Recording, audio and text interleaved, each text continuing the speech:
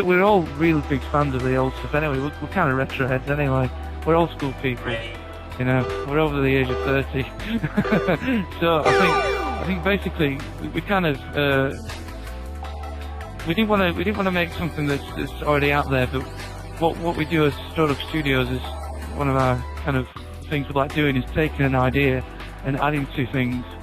And this is exactly what we did. Basically, we took Pac-Man, and we thought, well, you know, how about if you could actually, you know, cross over the grid, and how about if you could have weapons instead of, you know, just collecting dots and eating ghosts? And we thought that, well, you know, it's basically a really good eclectic mix of a good few games. And why don't we include a bit of sort of, you know, sports into there as well, sort of thing, so it actually becomes a race as well. Do you know what I mean? So we get a lot of different sort of aspects in the game just through one basic mechanic, which is Pac-Man.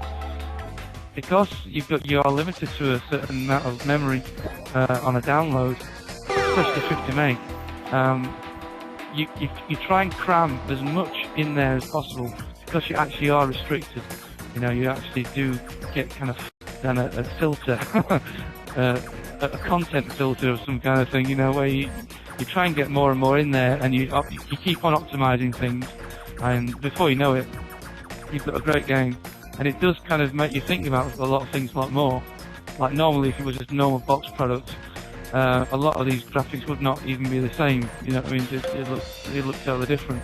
But because it actually has to be at a certain size, and it has to be at a certain quality as well, then definitely it definitely kind of funnels you to do a lot more different things. We kind of always wanted it to be something that no one else has kind of done before, so we wanted kind of looking unique sort of thing, and just by making the colours really fluorescent and luminous sort of thing, it just, with all the kind of flares and the effects and stuff on top of that, we just knew that it'll look really nice. Do you know what I mean? So map tuning's been a really big thing. A lot of these maps were bigger, a lot bigger, and right at the start they were actually 4 goals on each map, and they weren't just the 1 goal. So originally they were a lot more complex, but as time went on, we decided, we actually looked at the gameplay and started to balance out the gameplay, and decided actually it would be better if they were all a similar sort of size and they all had 1 goal, so everyone's kind of converging onto 1 goal as much as possible. So because the problem was before that you lost people too much. You were playing and you didn't see your opponent for ages because it was too huge, the map, and we just thought, well, that's not good gameplay. So we kind of forced them all down to size. It's one of those things where you've got to. It is kind of strategic in a lot of ways, but there is some tips on the actual game that come up on as it's loading that give you hints and tips on what the best moves and stuff are.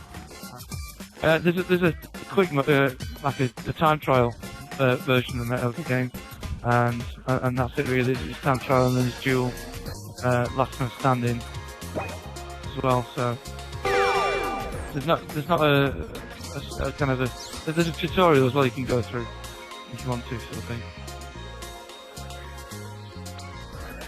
But we do love Geometry Wars. We think that's one of the nicest. I think that could have influenced it a little bit with all the kind of colours and the effects and stuff like that. But we take it as inspiration from lots of things.